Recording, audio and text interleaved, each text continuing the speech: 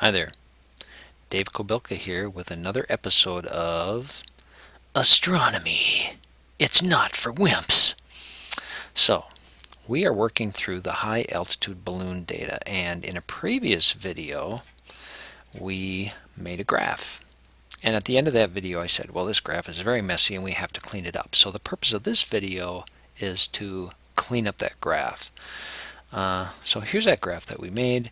And it's got lines all over the place. It doesn't make any sense. This is a graph of temperature versus elevation in the atmosphere, but you know, it's very difficult to interpret. And the reason it's hard to interpret is because it's got a lot of information on it that is not relevant to just a straight reading of temperature versus elevation. Now, when you think about it, during the beginning of this high altitude balloon flight, what happened was that the payload was assembled, the electronics were all turned on, and then the balloon was filled, and then the thing was released into the atmosphere. But for at least an hour, everything sat on the ground. It was gathering information. Little temperature sensors was measuring the temperature. Altitude was being read, but the thing was just laying on the ground. All those data points are in this data table.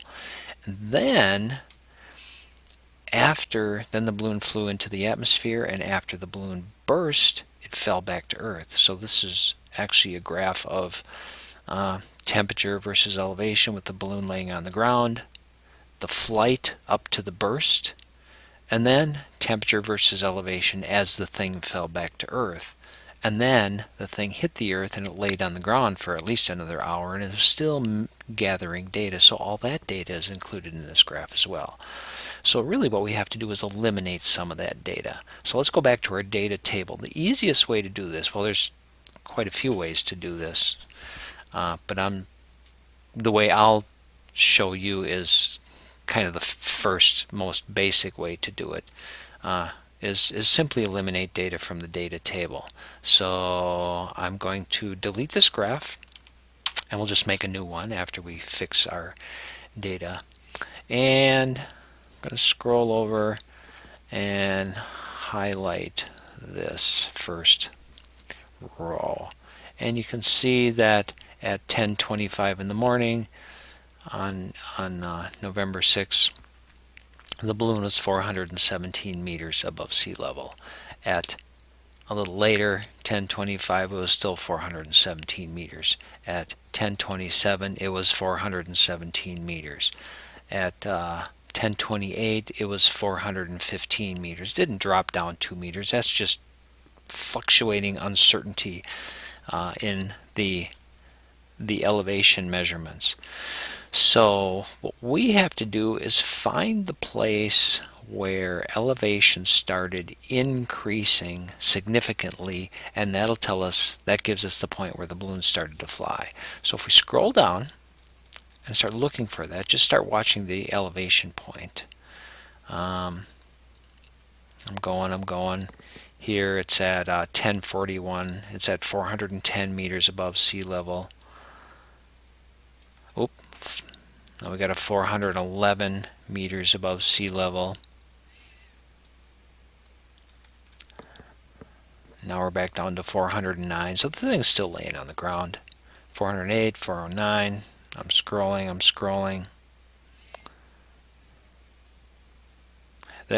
There's a lot of data of the thing just laying on the ground. Well, take a look. Here's at 10:59, it was 411 meters above sea level. At 11 a.m. it was 413. So is that it? Well, no, because it drops back down. Now we're back down to 410. So we're still not into the flight yet. This is a lot of data. But now if we go ahead a little further, 409, 14, 18, 420, 421. Well, now maybe this is the beginning of the flight. Well, it's still fluctuating. Now it's saying 421. 423, and I think this is the point where we lifted the balloon was filled, and they were just letting the balloon up in the air but still holding on to it while not letting it fly. But if we go ahead a little bit, here's back down to 410, so that's not it yet. But now look, 415, 419, 475, 524, and if we keep going, 566, 615. So that's the flight. That's where the flight began. So I'm going to go back to the lowest point before the flight began and where the elevation started climbing after that point, and it's right here, 410 meters above sea level. And I'm going to go to the one before that, 428 meters, and that was at 11:09 in the morning. And I'm going to highlight that and go all the way to the top. I'm going to highlight all of that.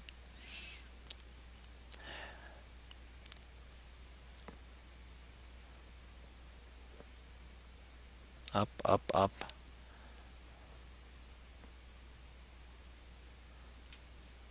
All the way to the top.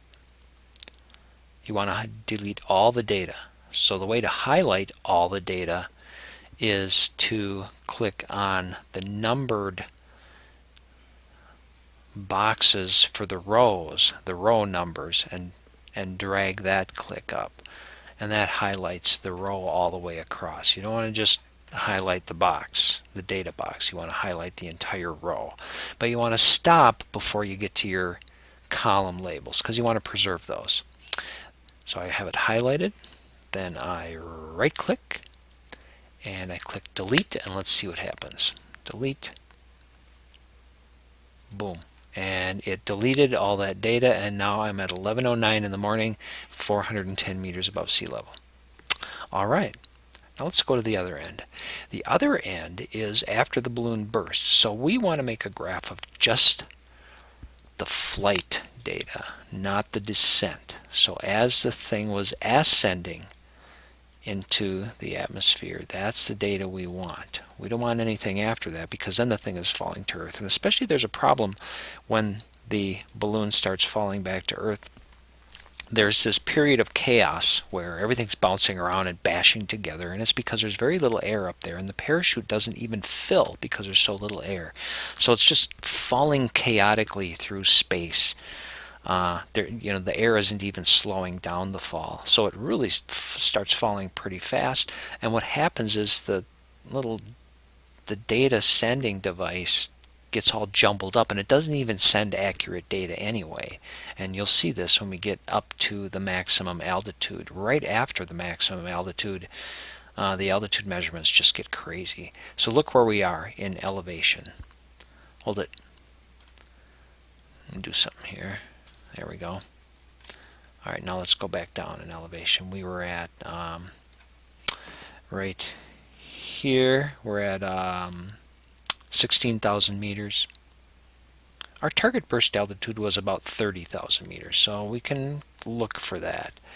I'll stop again. That's 24,000 meters, 25, 26, 27, 28, 29, 30,000 meters. I think we're getting close. 30,363 meters, 31,000 meters.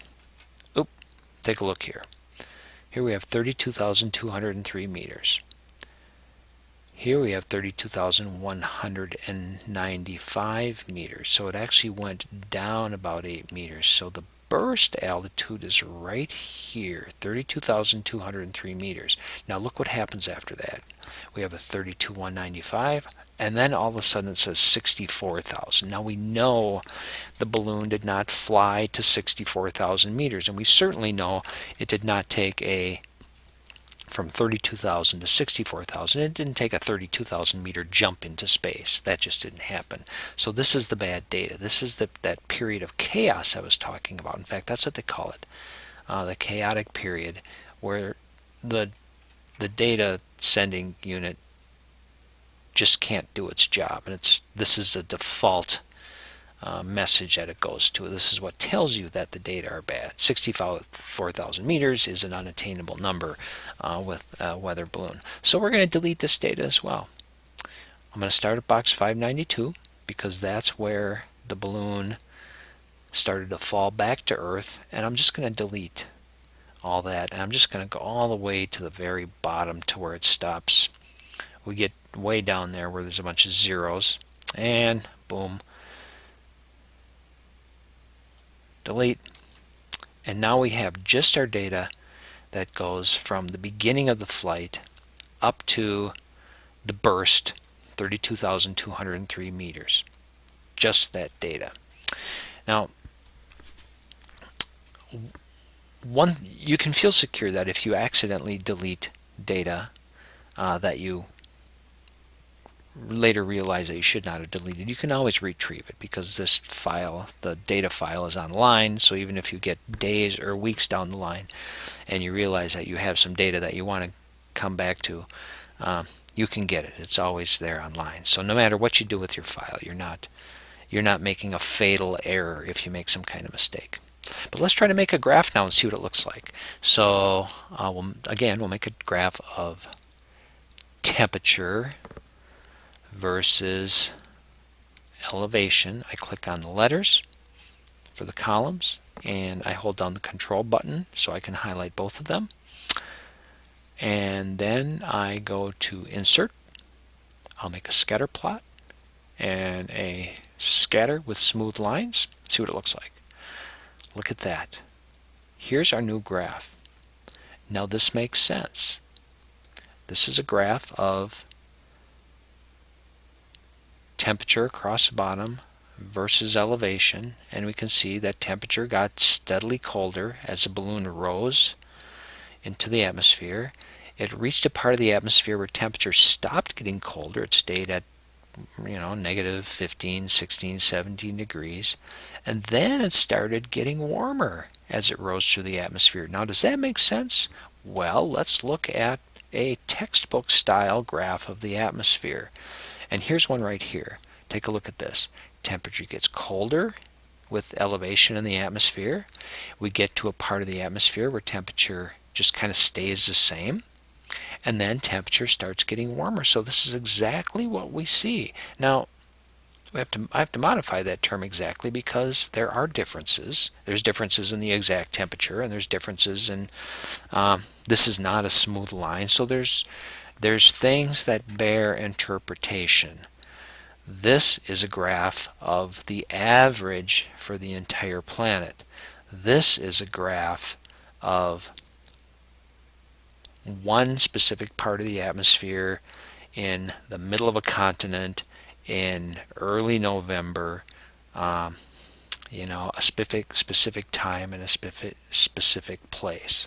So that is going to lead to some differences. But otherwise, we got a good graph. We have a graph we can interpret.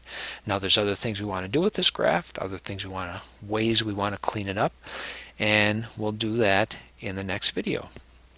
So this is Dave Kobilka, and I hope you enjoyed this video, and I will see you again on the computer.